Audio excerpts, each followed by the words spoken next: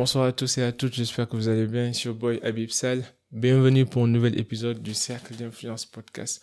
Donc, aujourd'hui, c'est un podcast en solo. J'en ai pas fait depuis longtemps et j'ai reçu pas mal de demandes et de commentaires sur ça. Et je suis ravi d'en faire davantage.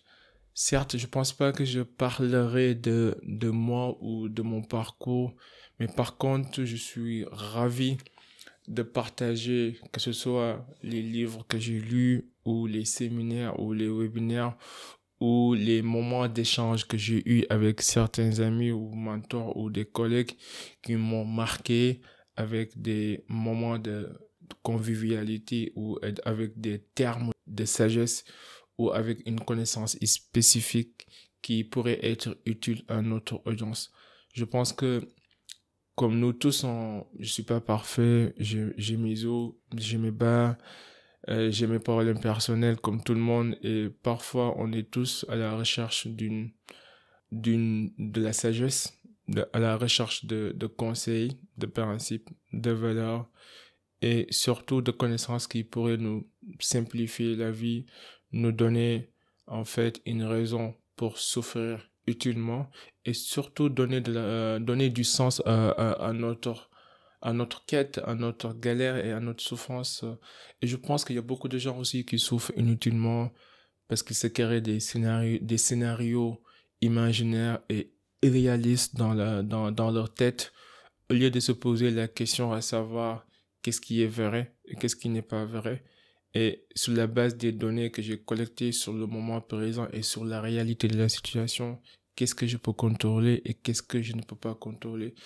Et tous ces questionnements sont utiles dans la vie de tous les jours. Ça nous permet de souffrir moins et surtout de savoir notre champ de contrôle et de sortir en fait et de laisser le pouvoir à notre créateur sur les choses que nous ne contrôlons pas de manière générale. Donc j'ai hâte de partager de temps en temps avec vous sur pas mal de sujets qui peuvent être utiles. D'abord, aujourd'hui, j'aimerais vraiment un petit peu partager sur l'intelligence émotionnelle, sur la gestion des émotions, la maîtrise émotionnelle. J'ai suivi un webinaire il y a quelques mois qui était vraiment intéressant et dans lequel l'intervenante où l'animatrice a abordé la définition de l'émotion, du sentiment, les différentes catégories d'émotions primaires, comment elles se manifestent à travers ce qu'on appelle le triangle des émotions et qu'est-ce qu'on peut apprendre de ce triangle pour contrôler en fait nos moments de sentiments et d'émotions, que ce soit positives ou négatives. Et c'était vraiment super. Comme vous savez, nous avons tous eu des moments de défoulement, de colère, de joie, de tristesse ou de peur, ne serait-ce qu'une seule fois dans notre vie. Et j'imagine que on s'est tous posé la question après quelques instants de folie, en se disant, mais où est passée cette charge intense d'émotions que je ressentais? Pourquoi le temps de décharge émotionnelle n'était pas aussi rapide que la charge? Pourquoi cherchons-nous tout le temps à reproduire des émotions positives et non des émotions négatives? Et c'est des questionnements qui ont du sens, en fait, dans la vie de tous les jours.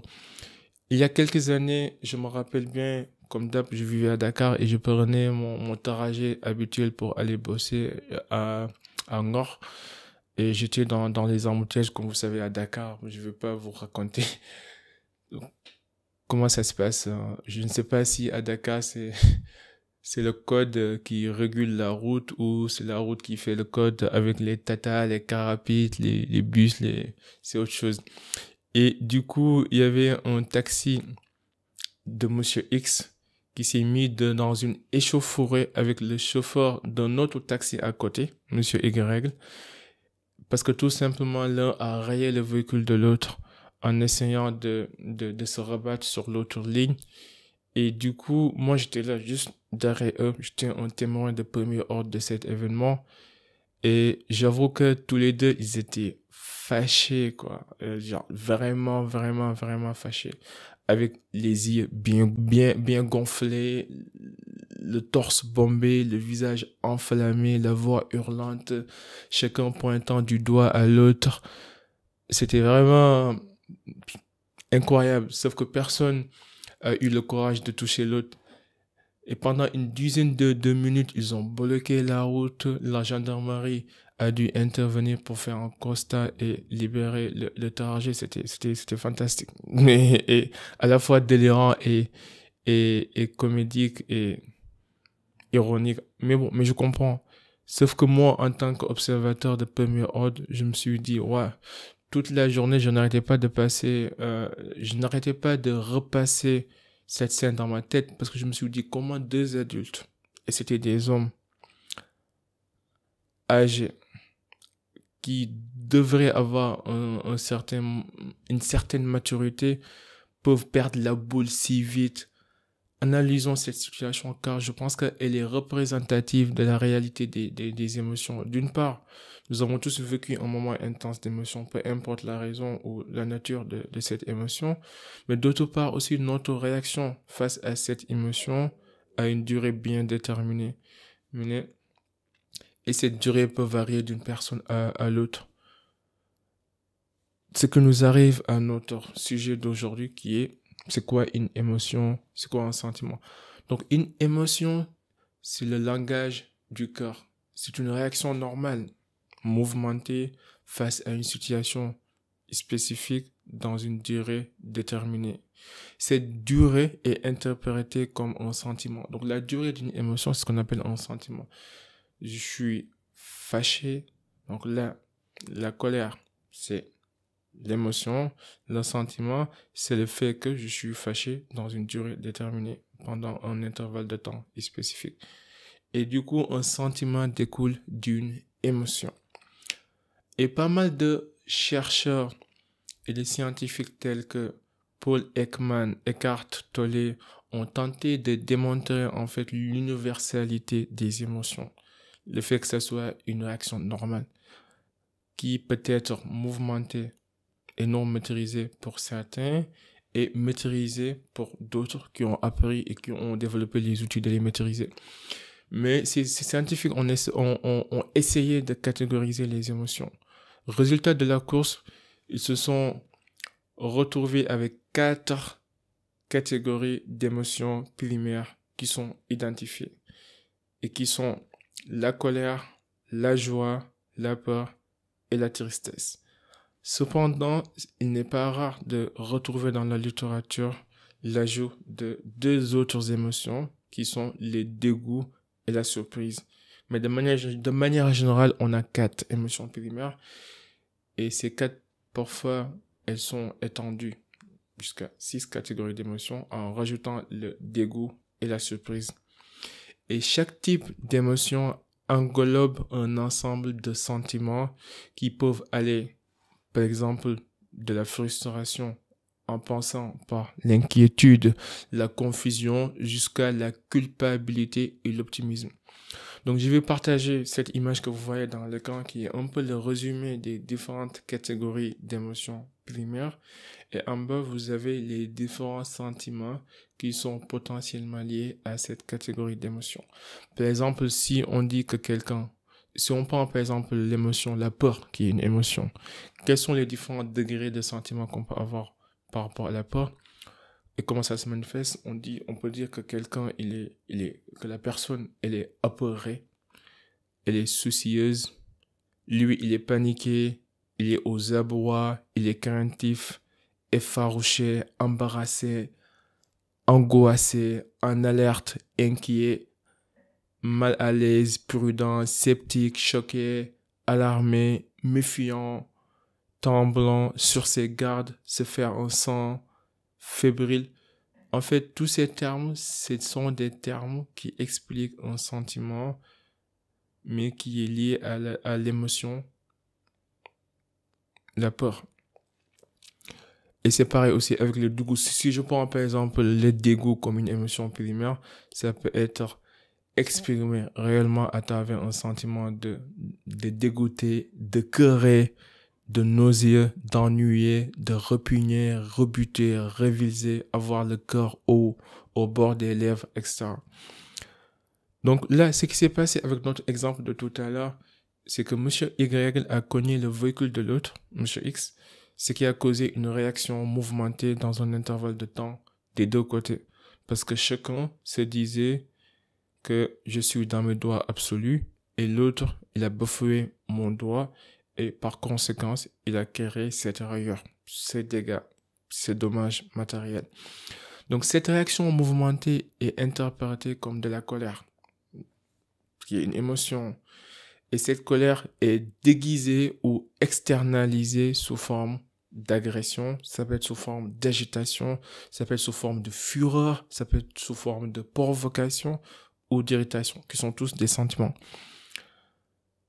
Et d'habitude, dans la vraie vie, nous nous focalisons au mouvement, au résultat de l'émotion, sans pour autant chercher à comprendre le processus d'enchaînement. Comment cette émotion se manifeste, comment ces sentiments en fait se manifestent et comment on peut limiter les dégâts. Ce qui nous amène à ce qu'on appelle le triangle des émotions.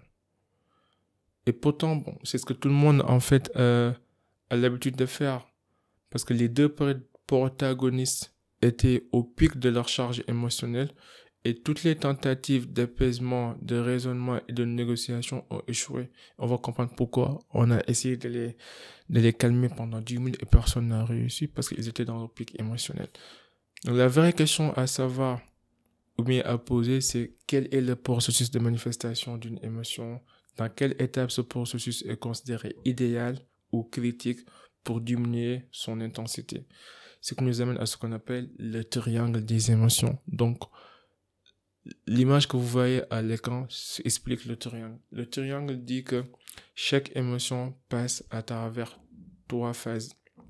La première phase, c'est la phase de tension, c'est la phase de charge qui est causée par un stimulus extérieur. Je suis là, je suis calme, je suis tranquille, je sors, je vois quelqu'un m'insulter. C'était ça mon stimulus extérieur.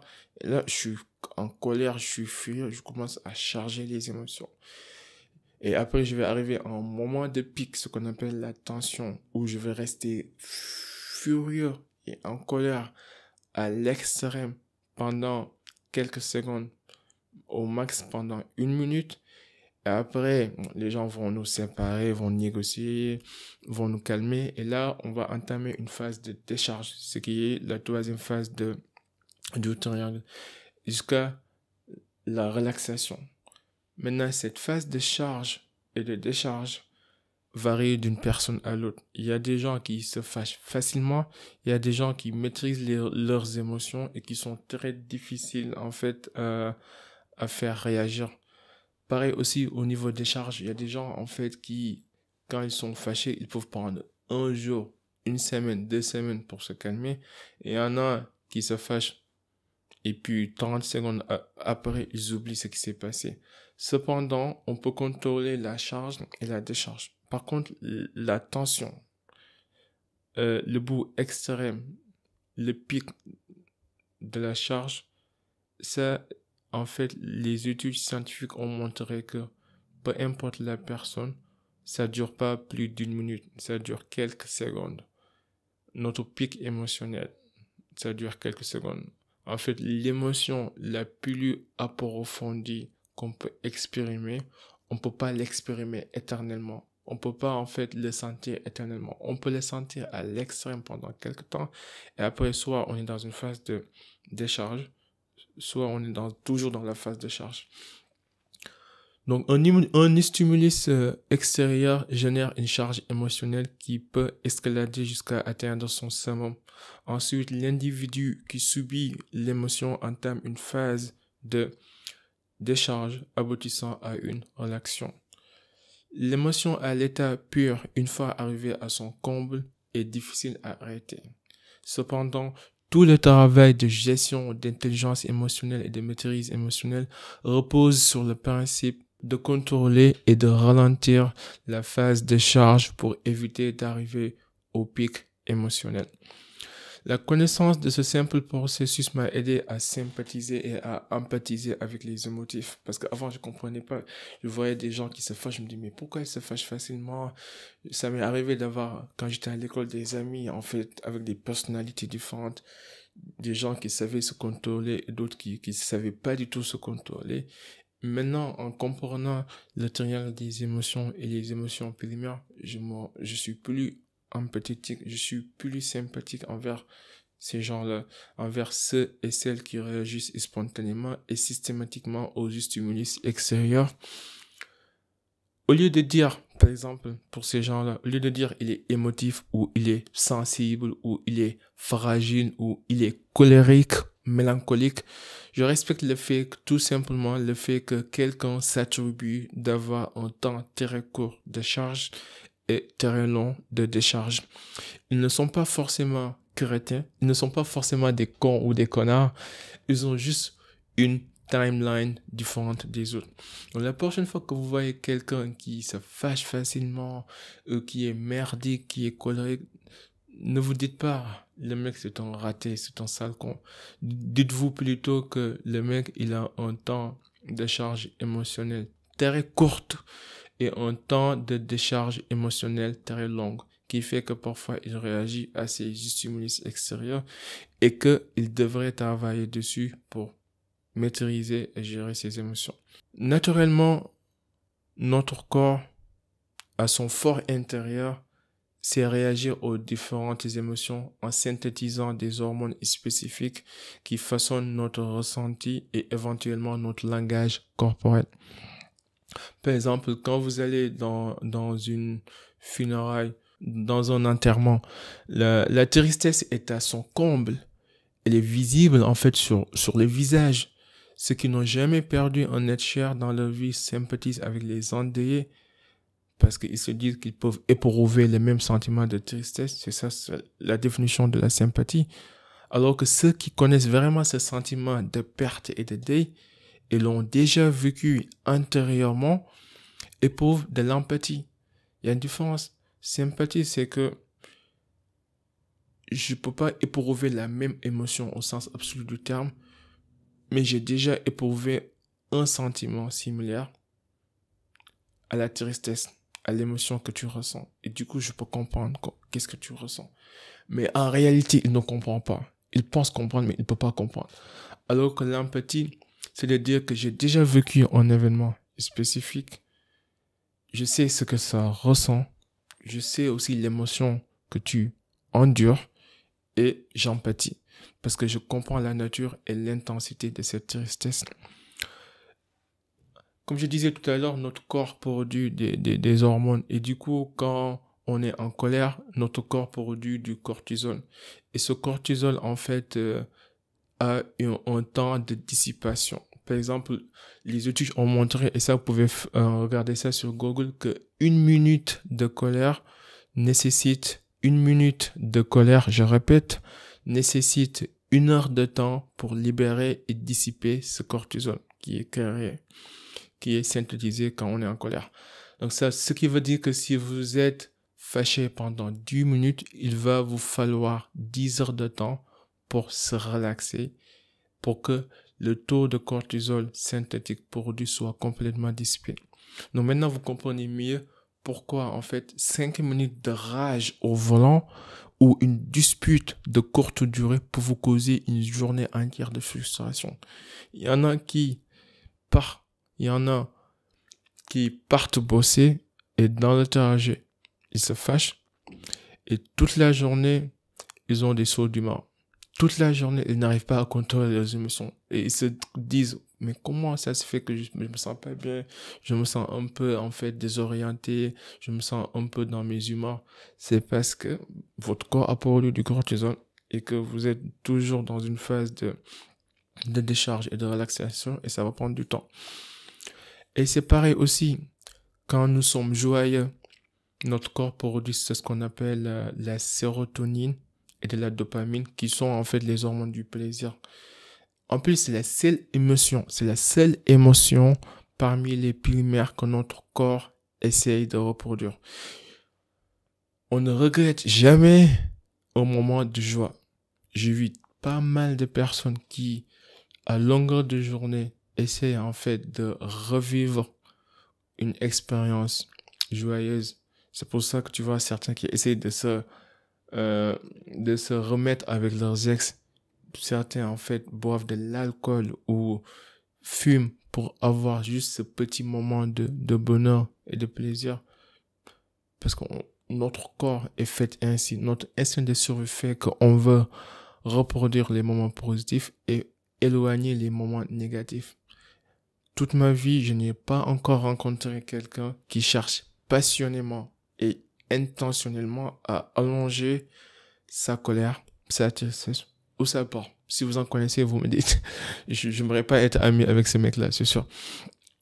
Donc cela étant dit que toute émotion positive ou négative est utile si elle est bien comprise et étudiée à sa juste valeur et peut être facteur déclencheur ou booster d'actions positives et impactantes. Donc là, j'arrive un petit peu à la fin, je vais pas tout tirer à la longueur, mais sachez que nos émotions peuvent conditionner nos vies de la même manière qu'elles peuvent aussi nous libérer. Si vous arrivez à les maîtriser, vous aurez une vie paisible, tranquille, pacifique. Et vous aurez appris à gérer vos relations interpersonnelles. Et ça, c'est super important. Donc, loin de moi l'idée de vous recommander, en fait, de poursuivre incessamment que des moments de joie et de plaisir et de bonheur dans votre vie, ou bien de chercher constamment des récompenses instantanées, que ce soit le sexe, l'alcool, la drogue, le pari, l'exploit, peu importe, surtout ceux qui jouent au baby-foot ou qui jouent au pari-foot, je ne sais pas moi, les systèmes de paris là. Tout ce que j'essaie de dire, c'est tout simplement que à travers cet épisode, j'espère que vous apprendriez à coller le juste mot à une émotion spécifique, de comprendre les différents sentiments potentiellement associés à cette émotion, de maîtriser son temps de charge et dans le cas échéant, d'accélérer la phase de relaxation. Parfois, c'est vrai, peut-être on ne peut pas contrôler les stimuli extérieurs, mais quand même on peut contrôler notre charge émotionnelle et on peut contrôler notre décharge émotionnelle plutôt. Et ça, c'est entre vos mains. Il faut juste pratiquer. Il faut juste être conscient. Il faut rester au moment présent. Et surtout, avant de réagir, posez-vous la question. Est-ce que ça vaut la peine? Et parfois, certaines personnes ne méritent pas notre réponse ou notre explication. Que ce soit dans les relations amoureuses, que ce soit dans les relations amicales. Parfois, les gens qui vous ont fait du tort, ils savent qu'ils vous ont fait du tort. Et vous n'avez pas besoin, vous, en tant que victime, d'aller en fait vous faire expliquer pourquoi vous avez changé vos manières, pourquoi vous avez décidé d'arrêter la relation. Non, tout le monde ne mérite pas cette explication. Parfois, il faut juste laisser. Allez, posez-vous la question. Est-ce que ça vaut la peine? Qu'est-ce qui est vrai et qu'est-ce qui n'est pas vrai? Donc, en résumé, ne laissez pas vos émotions vous dénaturer, vous éloigner de votre essence et surtout de votre quintessence. Quand même, je pense que c'est important de dériver de temps en temps. Je suis pas parfait, je vous l'accorde. Ça m'arrive d'être en colère, ça m'arrive d'être triste, ça m'arrive d'être joyeux, ça m'arrive d'avoir peur. Et ça aide beaucoup mes entraînements que je fais, que ce soit le kickboxing, le jiu-jitsu brésilien, ça m'aide beaucoup parce que c'est des moments dans la journée où je peux aller en salle, me défouler et puis relâcher cette énergie, cet excès d'énergie que j'ai parce que je suis quelqu'un de très actif, je suis tout le temps occupé en train de faire quelque chose et ça m'aide à camper cette énergie et surtout à contrôler en fait mes émotions. Ça m'a beaucoup aidé. Surtout après une séance de jiu-jitsu brésilien où il y a une personne qui peut-être a une catégorie supérieure, qui est plus lourde que toi. Essaye pendant 1 heure de temps de vous étrangler ou de vous donner des clés de bras, des clés de cheville ou de vous étrangler. Je pense pas qu'après une séance pareille, vous aurez envie de vous battre, quoi. Vous êtes relax. Les gens les plus dangereux que je connais et les plus courageux aussi que je connais, ce sont les gens qui ont tous les outils nécessaires pour faire du mal à la personne, mais malgré tout décident de contrôler leurs émotions, de les laisser partir et de les raisonner. Et c'est ça le courage, c'est de réagir malgré la peur. Donc, c'est important de dériver de temps en temps, je vous l'accorde. C'est un peu comme les chauffards à Dakar qui ne respectent pas les priorités, le code de la route. Je vous juge pas, faites tout ce que vous voulez. Néanmoins, ne jouez pas la carte des innocents si vous vous faites attraper. Si le gendarme vous arrête parce que vous avez fait une infraction, ne jouez pas la carte des innocents. Reconnaître sa dérive quand il le faut est la moindre des choses en fait. Quand vous faites quelque chose que vous n'étiez pas censé faire, quand vous dérapez, quand vous dérivez, assumez votre responsabilité. Ça fait partie aussi des qualités d'un bon être humain, je trouve. Bon, bref, c'était le Cercle d'Influence Podcast. C'est Habib. J'espère que vous avez trouvé ce petit échange utile. Je suis loin d'être parfait. J'apprends, je continue d'apprendre. Et à chaque fois que je trouve ou j'apprenne un nouveau sujet intéressant, je vais essayer de vous le partager en espérant que ça va aider à soulager la souffrance des uns et des autres et à donner des outils de raisonnement pour certains. Big up, take care, bye et bonne fête de travail. Je pense qu'aujourd'hui c'est le 1er mai, donc bonne fête à tous. Bye.